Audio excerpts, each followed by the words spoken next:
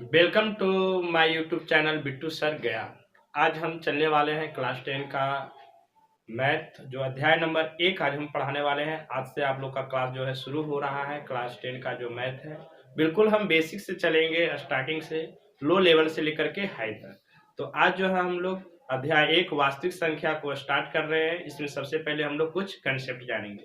तो गणित से पढ़ने से पहले कुछ गणित के बारे में हम लोग जानेंगे, उसके बाद हम गणित को धीरे धीरे स्टार्ट करेंगे और रिलेशन पर भी हम लोग आएंगे। तो हमारा जो अध्याय 1 है वो है अध्याय 1 का नाम जो है वास्तविक संख्या। वास्तविक संख्या इसे अंग्रेजी में हम लोग कहते हैं रियल नंबर। क्या कहते हैं? Real number. तो आज हम लोग पढ़ने वाले हैं वास्तविक संख्या, जिसे कहते हैं हम लोग रियल नंबर। सबसे पहले हम लोग वास्तविक संख्या पर ना जाकर के सबसे पहले हम लोग संख्या का जो छोटा सा भाग है जिसको कहते हैं हम लोग अंक, तो इस अंक को बारे में जानते हैं कि अंक क्या है। अंक को अंग्रेजी में डिजिट बोलते हैं। क्या कहते हैं? डिजिट। थोड़ा सा समझने का प्रयास करिएगा। जिस तरह से यह जो घर है, आप जहां पर बैठे होंगे, वो जो घर है वो छोटे छोटे ईंटों से मिलकर के बना है। तो घर की छोटी इकाई क्या हो गया? ईंट हो गया। उसी तरह से हमारा जो शरीर है इस छोटे छोटे बहुत सारा छोटे छोटे कोशिका से मिलकर बना हुआ है। तो शरीर की जीव की सबसे छोटी इकाई क्या है? कोशिका है। ठीक उसी प्रकार जो संख्या बना हुआ है उसका सबसे छोटी इकाई क्या है? अंक है।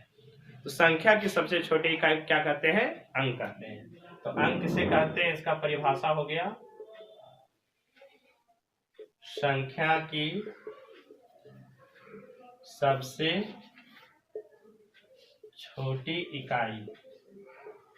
संख्या की सबसे छोटी इकाई को अंक कहते हैं। तो संख्या की सबसे छोटी इकाई क्या कहते हैं? अंक कहते हैं। ठीक उसी तरह से पदार्थ की सबसे छोटी इकाई क्या कहते हैं? तो परमाणु कहते हैं। क्या कहते हैं? परमाणु। तीनों चीज समझ गए। जिस तरह से घर की छोटी इकाई ईंट, शरीर की छोटी इकाई कोशिका, पदार्थ की छोटी इकाई परमाणु, ठीक उसी प्रकार संख्या की सबसे छोटी इकाई अंक होती है।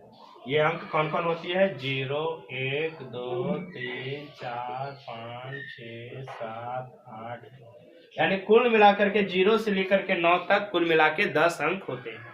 इन्हीं 10 अंकों से ही संख्या का निर्माण होता है। तो चलिए अब हम लोग अगला टॉपिक चलते हैं संख्या के बारे में। इस संख्या क्या है जिसको अंग्रेजी में नंबर बोलते हैं। नंबर। तो अंक या अंकों के मेल को, अंक या अंकों के समूह को संख्या बोलते हैं। जैसे कहेंगे सबसे छोटी प्राकृत संख्या, तो आप कहते हैं 1। सबसे छोटी सम संख्या, तो आप लोग कहते हैं 2। तो एक अंक भी है, एक संख्या भी है। 2 अंक भी है, 2 संख्या भी है। तो अंक या अंकों के समूह को क्या कहते हैं? संख्या कहते हैं। अंक या अंकों के समूह को संख्या कहते हैं। अंक रहेगा या अंकों का समूह रहेगा उसको क्या कहेंगे? संख्या कहेंगे। जैसे आपका 2 भी अंक है और संख्या भी है। 23 अंक का समूह है। 234 अंकों का समूह है। तो 2, 23, 234 ये सब क्या है? सभी संख्या है। आई होप बिल्कुल आप चीजों को समझ होंगे। तो अंक कहते हैं संख्या की सबसे छोटी इकाई, और संख्या कहते हैं अंक या अंकों का समूह जो होता है। बिल्कुल चीजों को समझ गए होंगे। जिस तरह से परमाणुओं का समूह होता है पदार्थ, कोशिकाओं का समूह क्या होता है? अंग, उत्तक होता है। उसी तरह से हमारा संख्या का समूह, अंकों का समूह क्या होता है? संख्या होता है। चीजों को यहाँ तक समझ में आ गया होगा। चलिए हम अब अगला टॉपिक चलते हैं। तो चलिए हम लोग अब स्टार्ट कर रहे हैं टॉपिक को, जिसका नाम था वास्तविक संख्या। अब इस संख्या के बारे में सबसे पहले जानते हैं कि वास्तविक संख्या क्या है। वास्तविक संख्या क्या है, थोड़ा सा समझिएगा। वास्तविक संख्या जो है एक प्रकार की ऐसी संख्या है जिस संख्या में परमेय संख्या और अपरमेय संख्या दोनों शामिल होता है। यानी परमेय संख्या अपरमेय संख्या के समूह को ही क्या कहते हैं, वास्तविक संख्या। जिस तरह से मानव जो है शादी करता है और छोटे छोटे प्यारे प्यारे उसके नन्हे नन्हे बच्चे आते हैं, ठीक उसी प्रकार से ये संख्या भी हम इसको शादी कराते हैं और इसके भी क्या होंगे, छोटे छोटे नन्हे नन्हे प्यारे प्यारे बच्चे होंगे। तो वास्तविक संख्या जो है शादी किया तो इसके 2 बच्चे हुए, एक का नाम रखाया परिमेय और दूसरा का नाम रखाया अपरिमेय। चीजों को समझिए, एक का नाम रखाया परिमेय और दूसरा का नाम रखाया अपरिमेय। दोनों का गुण था बिल्कुल ही विपरीत, दोनों का गुण था बिल्कुल ही विपरीत था। परिमेय संख्या कहता था कि हम एक ऐसा संख्या है जो कि हम p बटा q के रूप में रहेंगे और p और q क्या होगा, पूर्णांक तथा q does not equal to 0।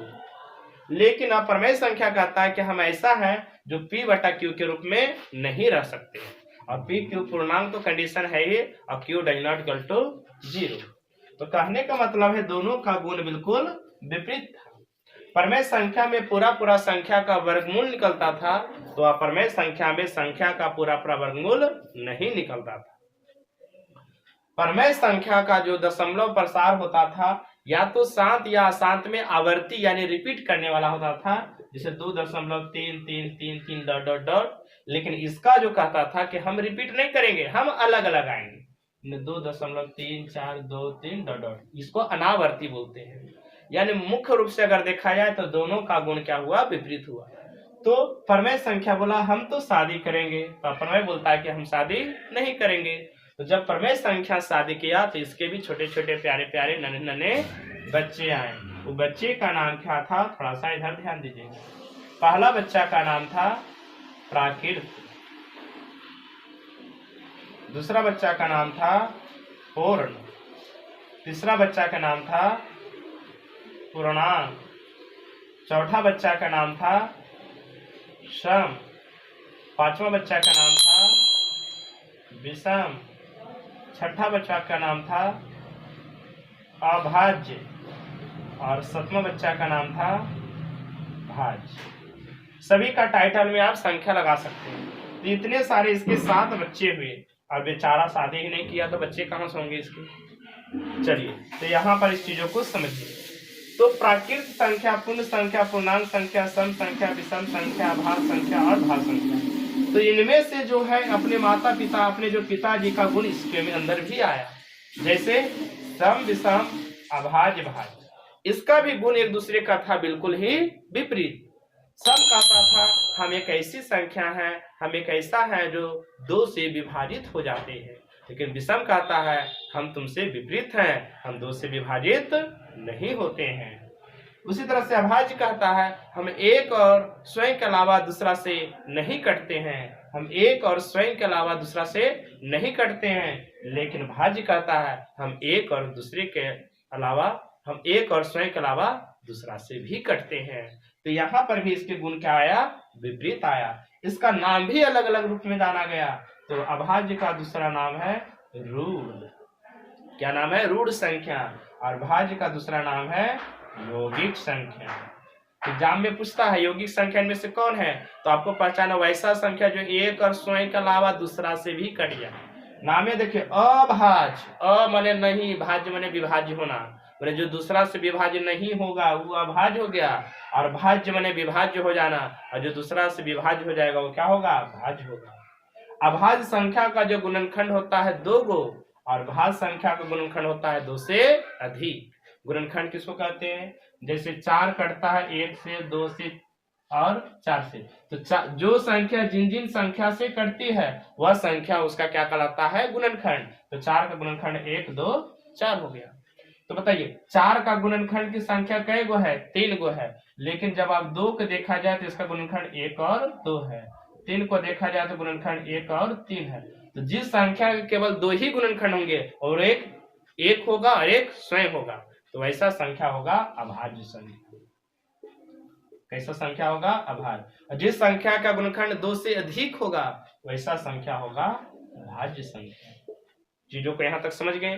तो अब चीजों को आगे समझिए कि सबसे जो छोटी अभाज्य संख्या होती है वो होती है 2, और सबसे छोटी जो अभाज्य संख्या होती है, ये भाज्य संख्या जो होती है वो होती है 4। तो चलिए ऊपर से हम लोग चलते हैं। प्राकृत संख्या किसको कहते हैं? तो गिनती में प्रयुक्त होने वाली संख्या को प्राकृत संख्या कहते हैं। जो हम लोग बचपन से गिनती गिनते आ रहे हैं वही संख्या क्या है? प्राकृत संख्या है। तो संख्या क्या है? 1 2 3 4 डॉट। तो गिनती में प्रयुक्त होने वाली संख्या को क्या बोलते हैं? प्राकृत संख्या। पूर्ण संख्या जिसको होल नंबर बोलते हैं। तो 0 शून्य से लेकर के जो गिनती की संख्या है, शून्य से लेकर गिनती की संख्या को क्या कहते हैं? पूर्ण संख्या। 0 1 2 3 4 डॉट, यानी यहाँ शून्य से लेकर के प्राकृत संख्या आएगा, माने शून्य से लेकर के गिनती की संख्या। पूर्णांक संख्या किसको कहते हैं? तो पूर्णांक संख्या जैसे जो प्राकृत संख्या है, प्राकृत संख्या का जो ऋणात्मक है, इसमें शून्य को शामिल कर देने से जो संख्या का समूह बनता है उसी को कहते हैं पूर्णांक संख्या। यानी यहाँ से 1 से होता है धनात्मक पूर्णांक और यहाँ होता है ऋणात्मक पूर्णांक, और 0 होता है ना धनात्मक ना तो ऋणात्मक, ये उदासीन होता है, न्यूट्रल होता है। तो प्राकृत संख्या के ऋणात्मक में शून्य को शामिल कर देने से बड़े संख्या के समूह को पूर्णांक संख्या कहते हैं, अंग्रेजी में इंटीजर नंबर कहते हैं। चलिए सम संख्या किसे कहते हैं? वह संख्या जो 2 से विभाज्य हो जाती है उसको कहते हैं सम संख्या। जैसे 2 4 6 8 10 विषम संख्या किसको कहते हैं? वह संख्या जो 2 से विभाज्य नहीं होती है। चलिए हो गया 1 3 5 7 9 अभाज्य संख्या बताए कि वह संख्या जो एक और स्वयं के अलावा दूसरा से कटती नहीं है। तो कौन है? 2 से स्टार्ट होता है, कम से कम 2 गुणनखंड होना चाहिए इसका। तो 2 3 5 7 8 नहीं होगा, 9 भी नहीं होगा, 9 जो है 1 और 9 के अलावा 3 से कट जाता है, 11 डॉट। भाज्य संख्या जो एक और स्वयं के अलावा दूसरा से भी विभाज्य हो जाता है उसको क्या कहते हैं? भाज्य संख्या। जैसे हो गया आपका 4 6 8 9 10 डॉट। आई होप यहाँ तक चीजों को समझ गए होंगे। तो ये था आपका, ये था इसके परमेय संख्या के बाल बच्चे थे। तो सबसे पहले कहेगा वास्तविक संख्या किसे कहते हैं? तो परमेय संख्या के समूह को ही क्या कहते हैं? वास्तविक संख्या। चीजों को समझ में आ गया। चलिए अगर कहेगा परमेय संख्या किसे कहते हैं? तो वह संख्या जिसे p बटा q के रूप में लिखा जा सके, जहां p और q क्या हो? पूर्णांक हो, तथा q does not equal to 0 हो, तो संख्या को क्या बोलते हैं हम लोग? परिमेय संख्या। फिर समझिए p बटा q के रूप में लिखा जा सके, p q पूर्णांक यानी कि यहाँ 0 1 2 3 प्लस में भी और माइनस में भी हो सकता है, लेकिन नीचे 0 नहीं होना चाहिए। नीचे 0 क्यों नहीं कर रहा है? क्योंकि कोई भी संख्या की अगर नीचे में 0 रहेगा तो 0 का टेबल पढ़िए कितना बार में 2 आएगा। तो 0 का टेबल जितना बार में भी पढ़िएगा 0 एकम 0 0 दूनी 0, माने आप अनंत बार पढ़ जाइए लेकिन कभी 2 आने वाला नहीं है, यानी इसका मान होता है अपरिभाषित, अनडिफाइंड। इसीलिए कहता है नीचे 0 नहीं होना चाहिए। अगर ऊपर 0 हो गया तो कितना आंसर होगा? 2 का पढ़िए कै बार में 0 आएगा? तो 0 बार। 2 गुना 0 क्या आता है? 0, बाकी तो नहीं आएगा 0। तो इसका आंसर 0 हुआ। ये डिफाइंड है, ऊपर 0 होगा कोई दिक्कत नहीं है, अगर नीचे 0 हो गया तो डिफाइंड नहीं होगा, अनडिफाइंड, वो ना तो परमेय होगा ना तो अपर्मेय होगा। तो चलिए आपके सामने कुछ और प्रश्न निकल के आते हैं। जैसे कहेगा एक परमेय संख्या है कि नहीं, तो एक को 1/1 लिख सकते हैं। थर्मामीटर चेक करेंगे, p बटा q है, p q पूर्णांक है, भी पूर्णांक में आता है, नीचे 0 नहीं है, ये परमेय संख्या है। कहेगा 0 परमेय संख्या है कि नहीं है? बिल्कुल है, क्योंकि 0 के नीचे कुछ नहीं तो 1 है, p बटा q है, p q पूर्णांक। पूर्णांक का मतलब क्या? 0 1 2 3 4 ऐसे होना चाहिए। देखिए है कि नीचे 0 नहीं बोल रहा होने के लिए, नीचे 0 है नहीं। तो परमेय संख्या पहचानने के लिए सबसे पहले संख्या को आप काट छाट कर लिएगा, उसके बाद देखिएगा, या उसका पूर्ण रूप में एक न्यूनतम रूप में लाना है उसको। जैसे 16/81, ये परमेय है कि नहीं? तो सबसे पहले अभी ये कुछ नहीं है, इसको तोड़ेंगे, वर्गमूल है तो वर्गमूल निकालेंगे, अगर निकल गया तब तो परमेय होगा। तो 16 का वर्गमूल 4, 81 का वर्गमूल 9। देखिए p बटा q है, p q पूर्णांक में भी आता है 4 और 9, नीचे देखिए 0 नहीं है। चीजों को समझ गए। उसी तरह से √48 बटा 75 कहेगा प्रमेय है कि नहीं। तो देखिए वर्गमूल में नहीं निकल रहा है, लेकिन तभी ये प्रमेय है। कैसे? 3 से कटने के बाद। देखिए 3 से कटेगा 16 तिया 48, 3 से कटेगा 25 तिया 75, 16 के 4 25 के 5। देखिए पी बटा क्यू में हो गया। पी क्यू पूर्णांक है, नीचे जीरो नहीं है। चीजों को समझ में आ रहा? तो जिसका पूरा पूरा वर्गमूल निकल जाएगा वो क्या होगा? प्रमेय होगा। उसके बाद जितना रेकरिंग वाला संख्या वो सब के सब क्या होता है? प्रमेय होता है। क्योंकि हम इसको भी पी बटा क्यू में बदलने के लिए आप लोग को आगे सिखाएंगे। जितना भी रेकरिंग का मतलब होता है यह रिपीट वाला संख्या, मैंने 3 पर रेकरिंग 3 रिपीट करेगा यानी आवर्ती। तो आवर्ती वाला संख्या क्या होता है? प्रमेय होता है। लेकिन अप्रमेय में क्या होता है? जिसका वर्गमूल नहीं निकलता, जैसे 3 का पूरा पूरा वर्गमूल निकलता है नहीं, यह है अप्रमेय। पाई भी उसी में शामिल है। पाई का पी बटा क्यू के रूप में है, लेकिन यहाँ पूर्णांक नहीं पी क्यू है। कि पूर्णांक में कभी पाई आता है? नहीं आता है, इसलिए क्या है? ये अप्रमेय है। और उसके बाद देखिए, लेकिन इसमें देखा जाए 22/7 अगर देखा जाए तो ये प्रमेय है। देखिए पी बटा क्यू, पी क्यू पूर्णांक और Q does not equal to 0 है। उसके बाद देखा जाए 3.2 3 4 2 डॉट डॉट मैंने अनावर्ती वाला संख्या भी क्या होगा? अप्रमेय होगा। जैसे 2.√3 2 प्लस √3, ये पूरा वर्गमूल निकल रहा है? नहीं निकल रहा, तो क्या है? अप्रमेय। तो जिसका पूरा पूरा वर्गमूल नहीं निकलेगा वो अप्रमेय, जिसका पूरा पूरा वर्गमूल निकल जाएगा वो प्रमेय, दशमलव के बाद रिपीट करेगा प्रमेय, और नहीं रिपीट करेगा तो अप्रमेय। बोलिए चीजों को समझ में आया कि नहीं आया? तो प्रमेय संख्या प्रमेय संख्या के समूह को वास्तविक संख्या कहते हैं। एक और समझिए, वास्तविक संख्या एक ऐसी संख्या, प्रमेय को भी हम 9 में संख्या रेखा पर दर्शाए हैं, यानी 1/3 2/3 को, और प्रमेय को भी संख्या रेखा पर दर्शाए हैं √2 √3 को। तो यानी कि जिस संख्या को संख्या रेखा पर दर्शाया जा सकता है उस संख्या को वास्तविक संख्या भी कह सकते हैं। तो संख्या रेखा पर प्रत्येक बिंदु को जिस संख्या को दर्शाया जाता है उस संख्या को क्या कहते हैं? वास्तविक संख्या। ये क्वेश्चन पूछा हुआ है कि संख्या रेखा पर किन संख्या को दर्शाया जाता है? तो वास्तविक संख्या, यानी वहां प्रमेय भी दर्शा सकते हैं और अप्रमेय भी। प्रमेय समझ गए, वह संख्या जिसको पी बटा क्यू के रूप में लिखा जा सके। पी क्यू क्या होना चाहिए? पूर्णांक, और Q does not equal to 0। लेकिन अप्रमेय कहेगा वह संख्या जिसे पी बटा क्यू के रूप में नहीं लिखा जा सके। पी बटा क्यू के रूप में नहीं लिखा जा सके,